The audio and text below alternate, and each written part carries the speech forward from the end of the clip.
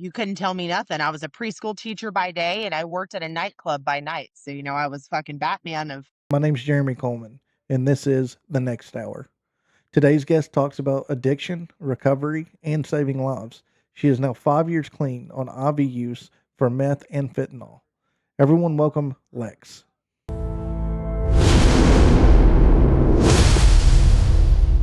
Welcome to The Next Hour. I'm here with Lex today. Lex, nice to meet you, and I'm glad you're coming on The Next Hour. Thanks for having me. For the people meeting you for the first time, who's Lex? Who are you? So, yeah, I'm Lex. I am a person who has long term recovery. So, I'm 5 years clean from IV meth and fentanyl. And I was also like a very qualified alcoholic. I make jokes that my favorite drug, honestly, though, was just more. I just liked more of everything. So it didn't matter. I'm a mom of 5 kids and I'm married to my best friend, and he's also in long term recovery.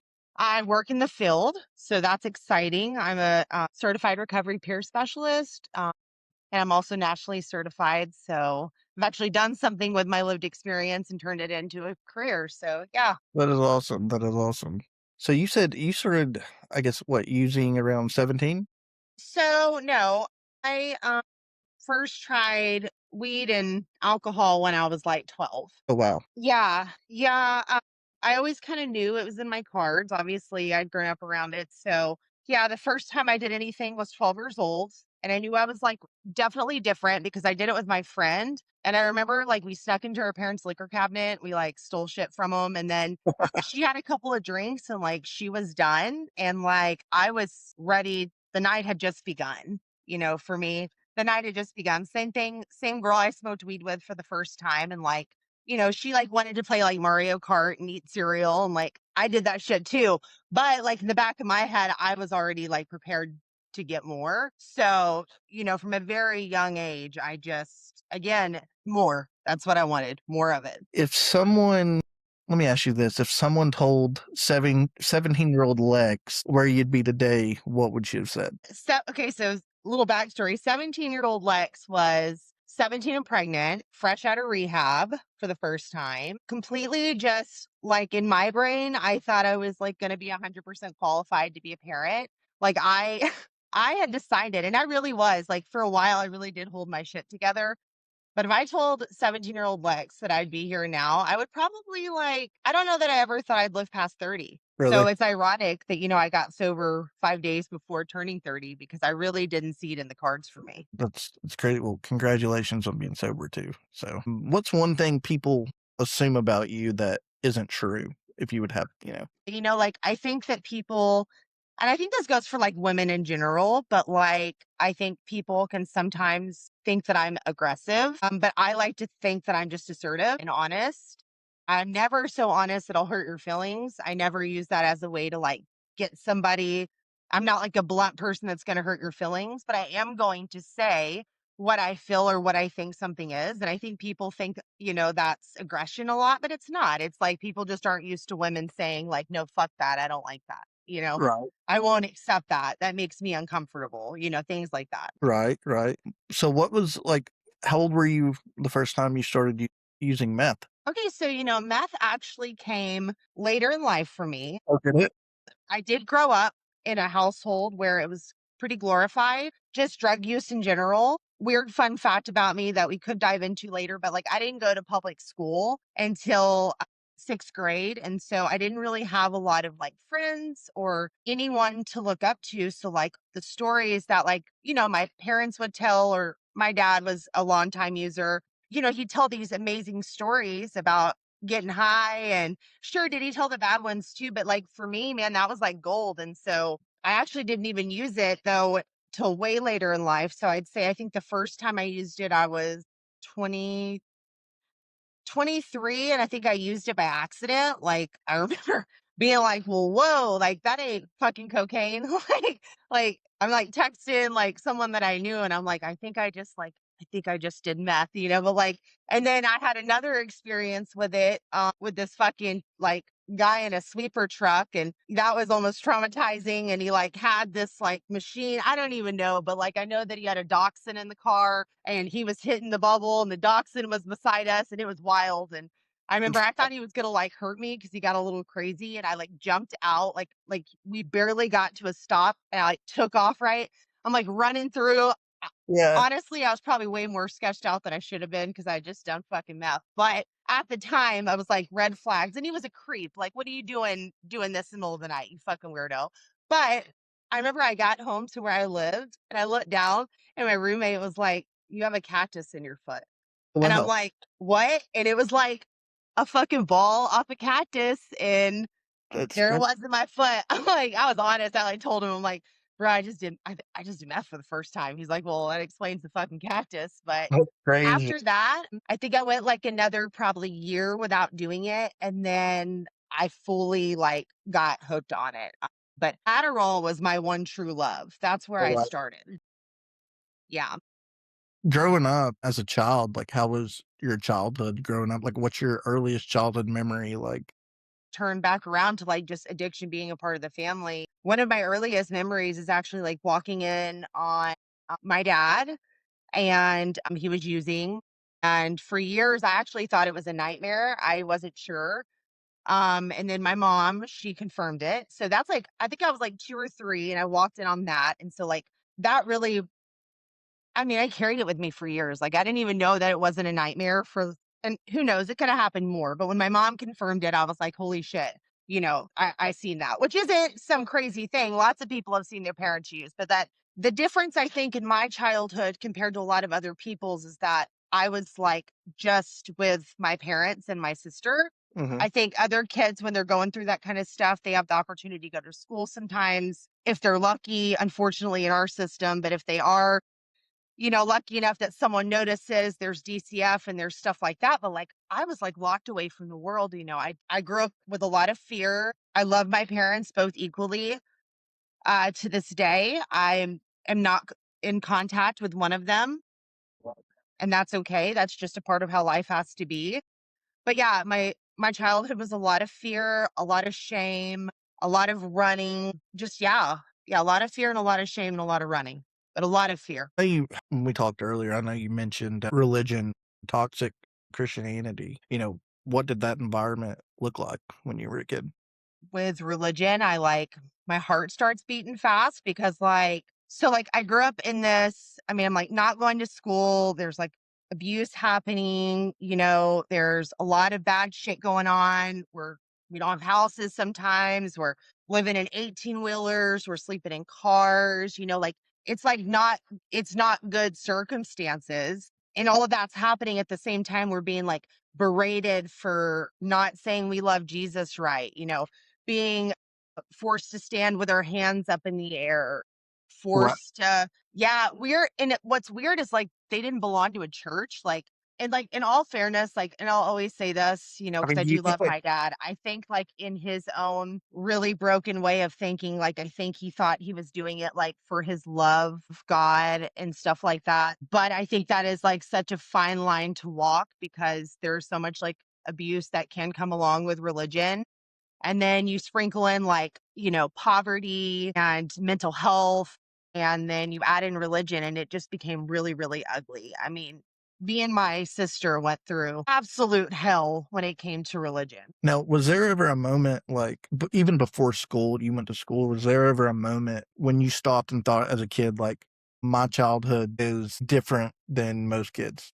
Obviously, because like I also like didn't live a childhood obviously where I was sheltered, and so like I didn't even like watch a lot of like kids shows. Like this was, I'm in my 30s, and so like we were lucky when VHS was becoming a thing, and if we had those, it was like fucking Silence of the Lambs and shit. Like I didn't like really grow up, so like when I would capture like movies or if I could read books or things like that, like I think I always knew that my life was just, like, different, but I will say that, like, I really have noticed it the most, I was, like, in this last year, probably even.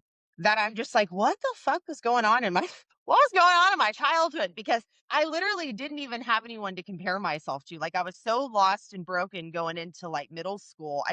I didn't even know how to be a kid. That's crazy.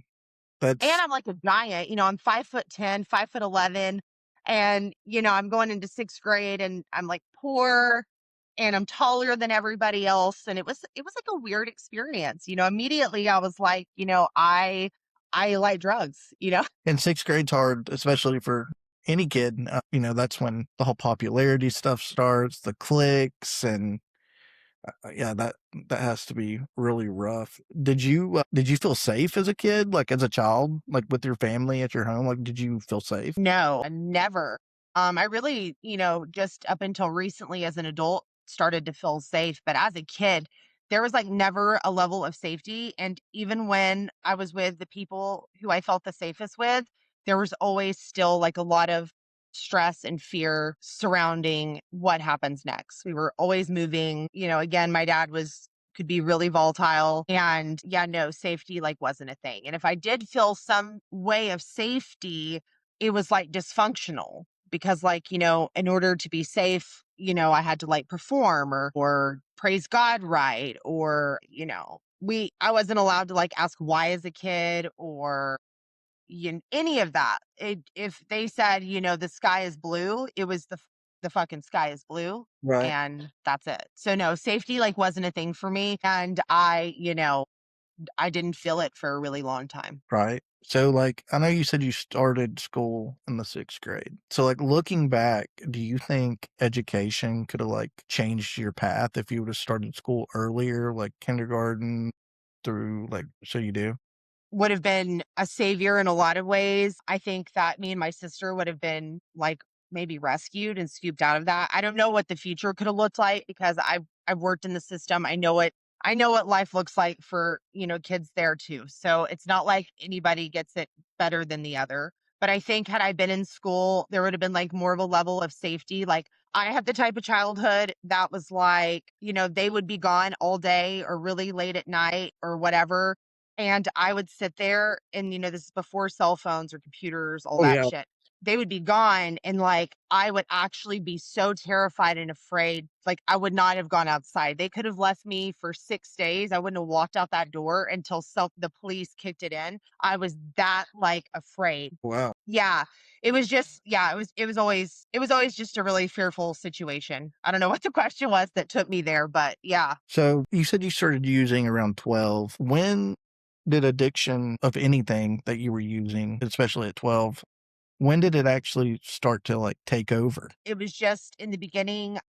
When I was young, I didn't have, like, access to it fully because I was, like, 12, but, as soon as I could, drinking cough syrup, triple C's, drinking whenever I could, just anything to, like, feel better. Yeah, but I think when I probably really took off with it was when I was, like, 15. When I was 15, I moved from Texas to Florida. I moved in with my sister. She was 24 at the time, and she was going through a divorce with 2 small kids. I mean, she did not know that she was taking on a crazy ass teenager with like all this shit. My sister's my best friend, so she was going to do it. And I didn't know she was going through this kind of like messy divorce. And so I didn't have a lot of parent supervision. My parents weren't around. Right. And that's really when I started going balls to the wall. I mean, I think it was like a matter of like 4 or 5 months. I had tried like Xanax, Coke, Klonopin, like I had, overdosed twice. Like my Well, addiction for me really just it like takes off, and there's no stopping me until like like my addiction wants to kill me. I don't normally end up in like prison and stuff, but I always end up dying. Yeah. so how many times did you say you overdosed? So honestly, here's the craziest thing is that I've overdosed twice on Xanax and morphine. But this is back when I was like a kid. Right. The first time was on Klonopin. Um, and I woke up to like the police at my door, and my mom's like climbing in the fucking window, like, and I'm all barred out and don't know where I am. And then the second time, I actually ended up getting arrested. I was with this guy I was with, and he was wanted. And we were in this car, and they were going to take me to jail. But the cop, one of them was nice enough to try to like talk to me because I like punched the cop. Like, I like lost my fucking shit as a kid. Like, cause At the time, I was homeless. I was living in the car with this guy that's like 19. I'm 15. Like he's wanted, no parents, everyone's gone. I'm hungry. And so like, I think he robbed some people that had pills. This is probably during the pill mill time and he got a bunch of pills. And I just remember sitting there I mean, I was eating them by the handfuls. And yeah, I woke up like 5 days later on the hallway in like a crazy home for kids. I'm like laying in the hallway and I don't know where the fuck I am. They think I tried to kill myself because when the police were talking to me after I attacked everyone, I couldn't tell them my name. I didn't know my age. I mean, I was gone. So the guy was nice enough to take me to the hospital and then they admitted me because like I said, they thought I was trying to kill myself, but at that point I just didn't give a fuck. So did the cops not, like, did they not try to contact your parents? Like, did they not, like So they did. The situation at the time was is that so I moved in with my sister. My parents ended up getting into this like really bad car accident. Things got pretty shitty for them. Their like marriage fell apart, but it was always like a shitty marriage. So, but their marriage like fell apart, and so they had a lot going on. And my sister, again, raising kids, she's trying to support me. She ended up having to move to Jacksonville. I'm there left behind with this guy that I'm seeing. Well, let me ask you this real quick. So, you said, you survived, like, abuse and stuff. How like, when does that start coming in the picture? Your childhood? From childhood on, yeah. Again, it was a really messy childhood, but I will say that I think I thought love was in the form of a man that, was controlling, who wanted to run my life, who because I had only ever seen my dad and, that's how he was, and for the longest time, my father was the absolute just, like, my best friend in my whole world, and I would have died for him. And so, yeah, when abuse was just, yeah, it was always around. And so as I became an adult, I looked for that in men. And when you look for that in men, you find those type of men. And so slowly I used to say like my man picker was broken. Like that was like this like joke I would always make about myself. But I know now it was all just because I didn't like myself at all. I didn't love myself enough because if I loved myself enough, I would have never allowed someone to treat me like that. Right. But I really thought that's what I deserved because again, I'd grown up in a household where it was just normal for to be put down, called names. It was just constant. If it wasn't emotional, it was verbal. If it wasn't verbal, it was physical and so forth and so Right. on. So but yeah, it followed me all the way into my adult life. It followed me into my addiction. Yeah, it abuse was a big part of my life. And I was guilty of it too. I thought as a woman that I should fight everyone. Again, I was raised, never was in school and stuff like that. And it was important for my dad to know that I could like survive on the streets. And so he taught me all this stuff. And I thought I needed to like fight guys and like punch him in the face and he disrespected me. But like that was me standing my ground and it wasn't like, me standing my ground would have been never to let anyone treat me like that. But I wasn't taught how to love myself properly. So So, like, how did, like, trauma and addiction feed off of each other, like, for you? I'm diagnosed OCD, but I was undiagnosed OCD for most of my life. And I can look back all the way until when I was very young and I was having severe obsessive thoughts. I was doing compulsions, I was doing rituals, but I was like so scared. And again, with all that religious bullshit, I was like, I thought I would have these thoughts. And, with OCD, it's really just the fear of the thought, right? It's Right. like, it's the what ifs. And so I never had anyone to bounce that off of. I never told a soul about it. And I just suffered and suffered and suffered in silence. And so I think like having undiagnosed mental health, and I think that's another thing when you asked about education earlier, had I been in school, had I been in that, I think that my mental health would have been caught like a lot sooner and I would have gotten help a lot quicker. So, yeah, I think and with trauma, for me it was just like a never-ending cycle of trauma. It was again always fear growing up, always like the feeling of the rug being pulled out from underneath me. Then I became an adult. As a teenager, I went through kind of a severe sexual assault, and then I just kind of internalized that. And when I got arrested that night, when I was a kid, when I was Yeah. 16, I didn't know out where I was for like days. They weren't even Oh, sure if I was going to be, yeah, it was rough. It was rough. And I ended up telling them in this like overdose fog that I was raped like just a couple of months before that. wow. And so I internalized it and I moved forward in my life and I never healed from it. And I was in a toxic situation when I came home. And yeah, I think I used to get away from it. And that's like the cycle, right? It's like, I get high to feel better. I start to come down. I can't face who I am, what I've done, where I've been. So I'm going to try to use again. Then a little bit later, I'm going to miss my kids. And it's always like I'm just looking, to feel Yeah. better. So I was always on the run, I was a runner. So, what was it like becoming a mother? Like, battling addiction? Rehab when I had my first son. You And were honestly, you were like in I said, what'd you say? you were in rehab when you had your first son? No, I met his father in rehab though. Okay. And so, and again, toxic living situation. I didn't have a home to go home to. And so I got pregnant. And for the first like 4 years of his life, I only drank. It was only like I was a weekend drinker. Did I drink heavily on the weekends? Sure. Was I always down for a party?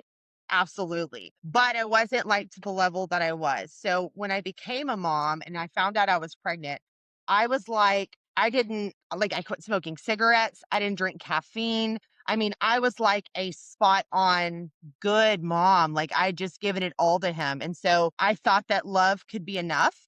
Mhm. I thought that, you know, I think for my broken self at 17, I believe that if I had my own kid, then I would always have a person to love and a person to love me.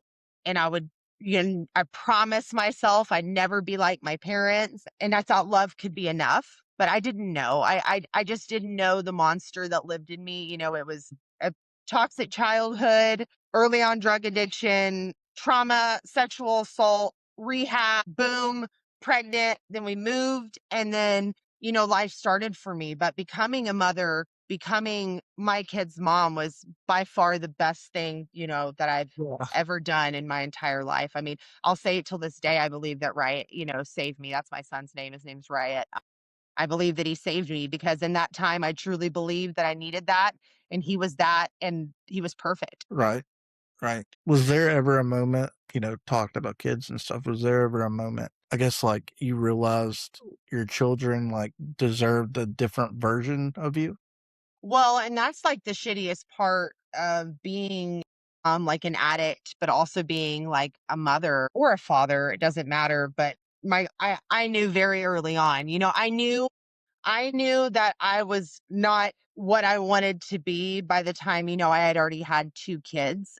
My priorities had shifted. I was a very dedicated mom, 17, 18. I get pregnant again at 19. We moved back and forth. And then my priorities shifted. I moved back to Florida where I'm from. And all of a sudden it was, clubs and going out. And I never wanted to be married when I was young in the first place. It was my parents like forced us to be married. Oh, So wow. yeah, so that we could live together and have this baby. And so yeah, I think I realized really early on that they deserved better. And that was like the hardest part. And that also played in with the mental illness because, goddamn, like especially once you get to the point of shooting up fentanyl and stuff, you're like, Yeah. yeah, all you see is your kids' faces until you just black out because like they deserve better. But you just can't give it to them. And then again, you're back in that cycle and round and round we go. So you were basically forced to marry your ex-husband. You said you were divorced by, like, what, 21, you said? Yeah. And, like, what did that period of your life look like? It was a mess, So 17, I'm pregnant. We moved to Texas, and my parents dropped the bomb that we can't live together in sin. Even though I'm pregnant, we have to get married The whole or we religion can't live thing there. again, huh? Yeah. So that was big, and I was like crying, like it wasn't what I wanted. I'd never been a person that was like, oh, marriage, and now I'm married. I'm so proud of it. But at Right. 17, shit. And so but I did it and I did it for my son and I did it at the time for, to be a family. But being married at that age was hard. And then having to survive financially and then having another baby. And I'm like just this 17-year-old kid who's like just coming out of this fucked up childhood. Never gave myself any time to respond, to heal. I didn't know I was allowed. I didn't know I was allowed to have that space to do that. And so as time went on, it was apparent I didn't want to be married. I wanted to be out at the club. I wasn't ready to be a mom. I did want to be out like shaking ass and being like, a young girl. And I was like in this marriage. And so then, 21 rolled around and I was ready. I was chomping at the bits. I wasn't a good wife. I didn't want to be one. And neither one of us knew what the fuck we were doing. And so divorce was even crazier because I have no idea what we're doing. And I'm listening to people and I'm taking advice. And at the time, my dad's in my life. And, people just try to give you the best opinion. But when you grow up in a crazy, toxic ass family, the advice is like to go fucking pop their tires. And that isn't the support that I needed through a divorce at 21. I needed to go to therapy. I needed to sit my ass down and stop drinking every weekend. But you couldn't tell me nothing. I was a preschool teacher by day and I worked at a nightclub by night. So, I was fucking Batman of So I'm guessing girl there's world. did you cheat on your husband and stuff, like clubbing and stuff? So, no, I was never a cheater. That wasn't my cup of tea. But what I was not respectful of any Right, men. right. And very much just I would absolutely never disrespect my husband or my relationship the way that I did back then. Right, right, But again, I just wanted the attention. I healing from a fucked up life, not giving myself any time to heal at all. And then I said, "Hey, let's make it even better and let's throw in a divorce with two kids," And yeah. there was more trauma. So, like, what was your rock bottom? And it was again, I wish love would have been enough Right, for my kids, more than anything in my whole life. I wish that the love for them would have been more than the love for what I have, but it wasn't. My rock bottom looks like, so my husband had gone away, he was going to prison. We knew that was coming. I had lost the house that we were living in. We had this like amazing house and we just like burn it to the fucking ground. Like it just, my God, looking back again, I'm like, I would never, like, what? But again, just young and dumb. And so he had went away and I'd lost everything, all my friends. The one time that I had overdosed as an adult, I just did the wash off of somebody. I did the wash off of a rent and I had enough time to like take the tie off. And I woke up like 8 or 9 hours later. I was like face down. They had left, and when I saw them later, they said, we like thought you were dead. Like we tried to wake you, but like we had to fucking go. Like and I'm like, you're not good friends, but it caught because I sat there and I laid face down for 8 hours. Who knows? I don't know how the fuck I lived. I don't know why I did. Maybe I just got real fucking high, but I so yeah, think. my rock bottom, he was gone. I got to the point in my addiction where I didn't tell anybody that I even had kids. I was so ashamed as a mother, so just like disgusted with myself. Like I just couldn't show up for them. I just couldn't show up for them. And when I did, I wasn't there anyway. So I'd lost them. I had always said I didn't want to give my kids a life that they had to recover from, right? Like Right, I did. So my excuse was like, I just won't be there.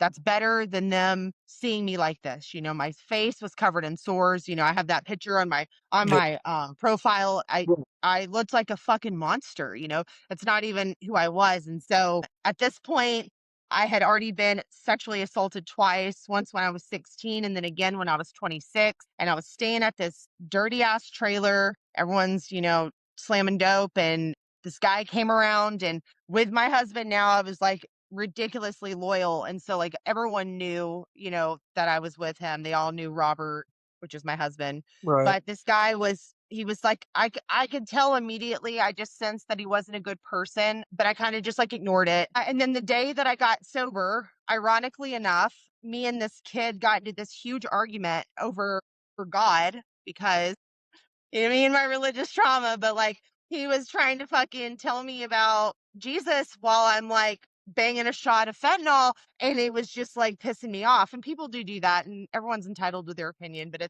at that time of my life, like, bitch, you weren't entitled to that opinion.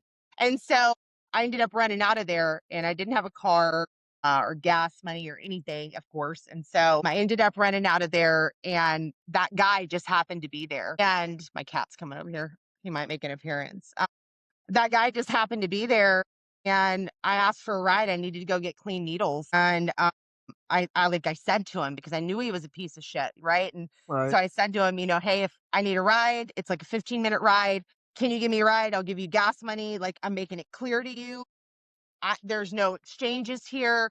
There's no favors here. Like, I was very direct. Like, to the point that I said to him, like, I've been like assaulted before, so I'm trusting you. Like, I was very, very Yeah. sketchy around men after that second thing had happened. Right. And I, against the what I knew better, I got in the car with him because he said, "Yeah, yeah, like, you're fine. I know." And I mean, it wasn't 5 minutes in the car.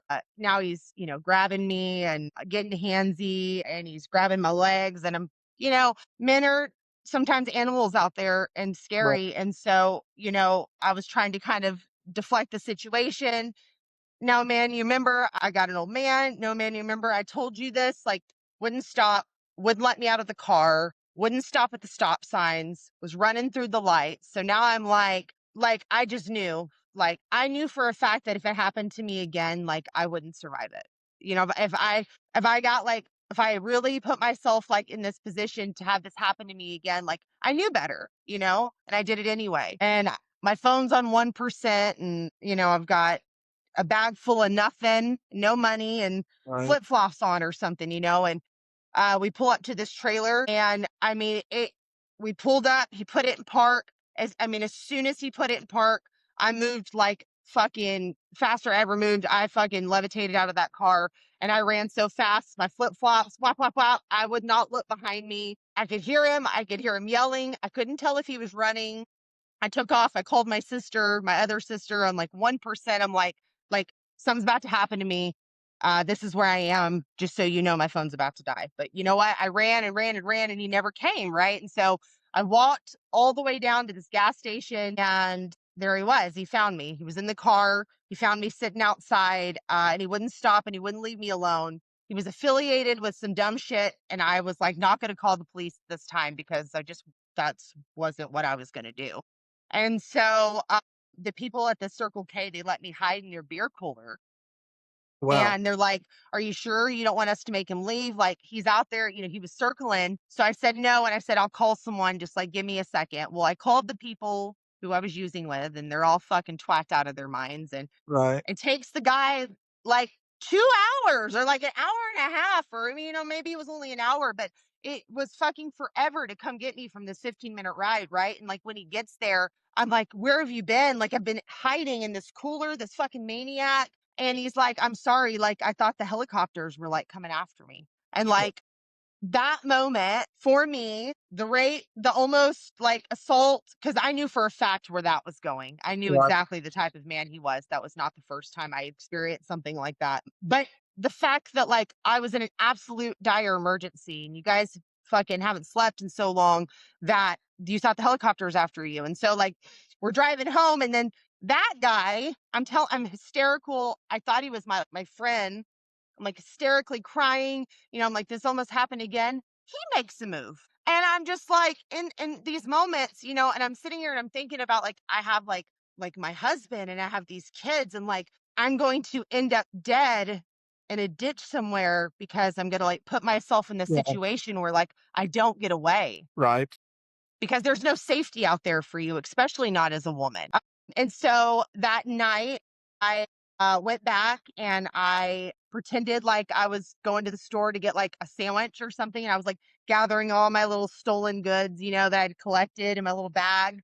Yeah. And I left, and I went and I made some money, and I drove myself to detox, and I figured I would give myself a chance, because there's just no way. There's just like no way. I almost had that happen to me. You thought the helicopter was coming after you, and then you also tried to be a piece of shit. Like I knew I deserved better. at that point, it's like I deserve more than to be raped and killed. I just do. So, what was, like, harder, getting sober or, like, staying sober? Say getting sober and staying sober isn't exactly like the hardest part of it. I would say it's like sitting with the shit that you've done and that you feel. That's the hardest part of it. Right. Like for me, getting sober, like once you get through the DTs and all the things, but like my story was beautiful because like I went into a amazing sober living house with amazing women who Yeah. taught me amazing things. And so I think the hardest part was like facing it. Like, and it still is like the only time that I like want to drink or ever think about using is like when I'm uncomfortable within myself. So like when I'm feeling abandoned, something with my dad comes up. It's an emotion I don't like, that's the only time I want to use. And so I think just, being able to sit with yourself Right. is the hardest part. So, now, like, I know you were talking about you work with, like, sober living now that you're, sober and clean and stuff, like, now that you're helping people, like, who were exactly like you were, like, what is that like? My job has one of my biggest blessings being in this field. I always say, it's like I turned my pain into power. I never would have thought I'd get a job in a career based off the fact that I was like a junkie, bro. Like who would have thought? And I did. Working with people like me is absolutely beautiful. Um, I would say the good outweighs the bad because even like the one or two times, three times you get to see the success stories, it makes it worth it. Yeah, I love my job. I love getting to give back. Currently I get to work in a different part of the country. So I live on the East Coast. I get to work with a lot of West Coast clients and I'm getting to learn a lot about the difference and what that looks like out there. And so I feel honored every day that I get to do my job. I do. I just feel honored. So, now that you're working around everything now, and I know you're in that profession, and obviously you've been through the sober living house, and now you're working for one, and you're doing all that. So, like, what do you think, in your opinion, like, what do people get wrong? Like, people who've never been addicted to anything or they don't have an issue like that, what do they get wrong about recovery? Like, what do you think? Like, I think they get it wrong when they try to speak on like these expectations that one possibly couldn't have unless you've lived it. Like, I think that's where they get it wrong. Sadly, I think there's still a lot of people in our world who believe that it's just a choice, and it's not. It's not. I think it's a choice. Like right now, if I get off this podcast with you and I go fucking bang a shot out, that was 100% my choice. Right, 100%. right.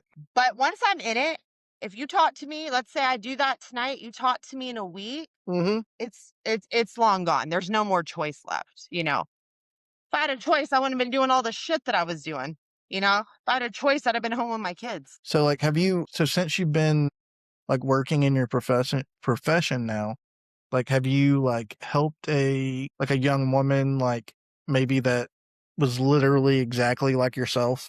I've seen countless women who are exactly like me, stronger than me, been through a shit ton more than me. And I've seen women who've lived picture perfect lives who have been to the goddamn gutter with their addiction.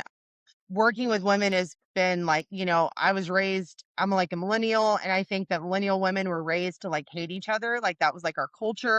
Like the songs did it, our moms did it.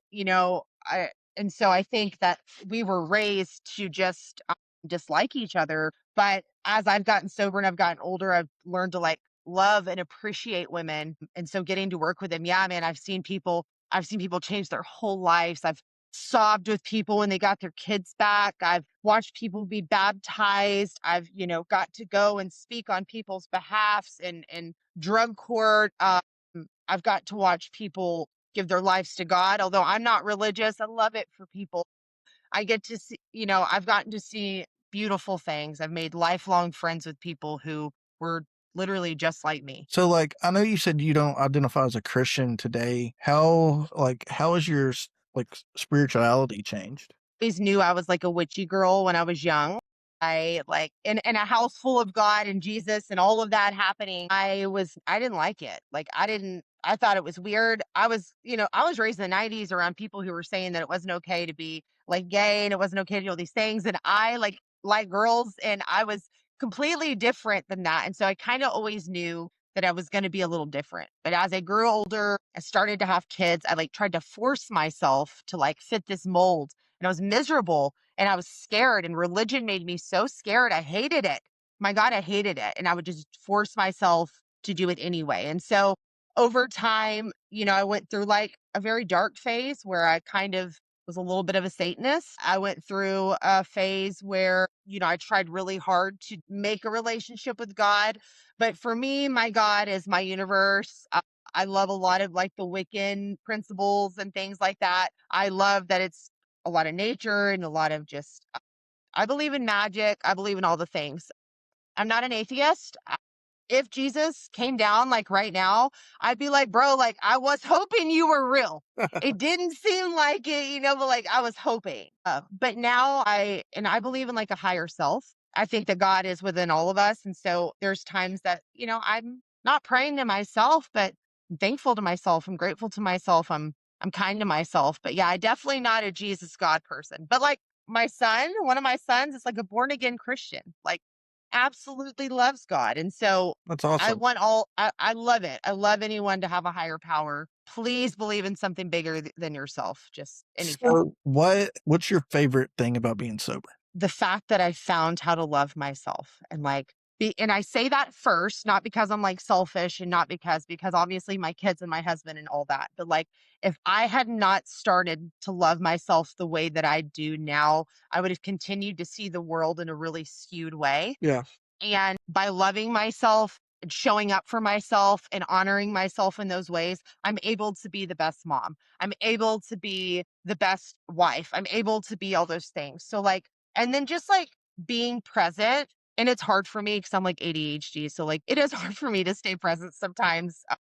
I'm like a squirrel brain, but like just being able to be present, like, yeah, loving myself and being present. Those are the two best things. So, what what do you think? What's one thing like recovery gave you? Everything. And it's so weird. It's like magic. I say to people, they just told me, keep doing the next right thing. I worked the steps and stuff. I did AA. I've done, NA. I never finished the steps of NA, but shout out to NA because that's a lot of writing. But AA and all the things. Now I'm really open to all the recoveries, but for me and my journey, it was, coming up through AA and doing all the things. So yeah. Yeah. So, like, I mean, like I said, I'm a year and 4 months sober now, but I've never been to any AA. I've never done anything like that. You don't have to. I mean, for me, like, and that's like that's the point I was getting to is like, it's like doing the next right thing. Like, that is like what I live by, like doing the next right thing. I think that the steps and the principles and all of those things, it's like a how to guide on how to kind of get back some of the things that we lost in addiction. But like, do you have to go to a AA meeting every day to get sober? Like, absolutely not. Like, you're living proof of that. So, what about if you walked outside right now and you saw your 12-year-old self? What would you tell her? It's okay. Like, it's gonna be okay, and I don't even mean that in the sense of, like, what was going on in my house. Like, my mind was so scary and so hard for me growing up that I would just, like, walk up to me and, like, hug me and, like, tell me, like, the things you're thinking and what you're feeling, like, it's okay. Because I really just thought I was fucking, like, evil. Like, again, felt so much shame and so much fear around everything that I thought and felt because I was constantly told that it was wrong. What would you tell a woman struggling with addiction right now? Again, like, it is okay to be, like, where you are right this second, right now, like, it's okay. We just have to get up and try. Like, it does not it is okay. Like, it's okay to ask for help. It's okay if you're not ready. Like, it's okay if you're, homeless in a gutter. It's okay if you're hiding. Like, it's okay, you're not alone, and I promise you there is someone that is going through it too. Like, that is what I tell every single person that I encounter. It's okay because I think we all just get so stuck in this thing where we feel like we're just such pieces of shit, and we're Yeah. not. Right. We're not. So, if someone is watching this right now, sitting on their couch at home and feels like they're completely hopeless, what message would you leave them? I can make it through some of the stuff that I can make it through, and if I can see what I've seen in the people who I know who can survive the hardest of things, like, just to hang on, and it's gonna be, like, it's gonna be okay. So, like, going back on the sober house, like, I know, like, what does, like, something bigger than yourself mean to you?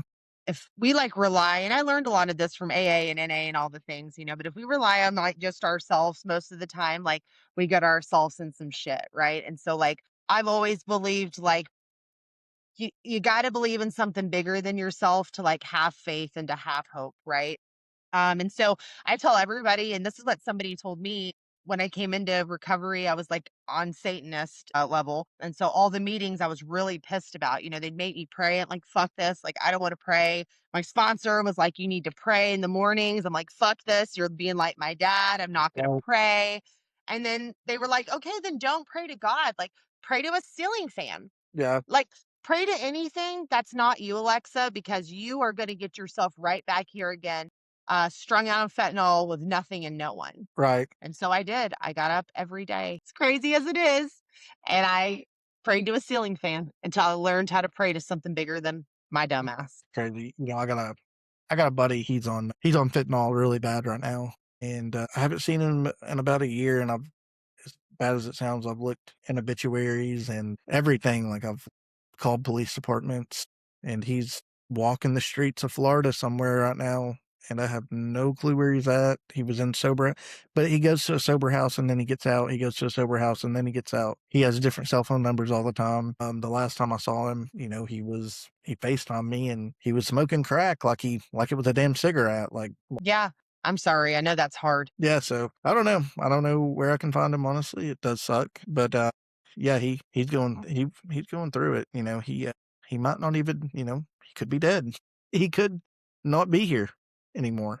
What happened to him is, his father actually passed, and, he got, like, a $300,000 inheritance while he was in addiction, and he was in Florida, and he got that money, and he went fucking crazy. mostly on that. I mean, we'll just put it all on our arm as quick as we can. I mean, I've seen people go through just gobs of money on you're like, how'd you spend 75 grand? It's like crack, fentanyl, and maybe a hotel room and some gambling. I mean, he would call me in Miami with, like he was in six-figure hotel rooms, suites, and stuff after he got the money, doing crack, doing everything, I mean, pulling up in brand new vehicles, pulling up in I mean, he was living the life in Miami, and then I talked to him probably 7 months after, and, I mean, he looked horrible, and, he just I mean, he lost all the money, he was selling his car, he was living on the streets again. I mean, it's pretty bad, but Because I it's scary out there, especially on that shit. You just never know. You yeah. just never know. So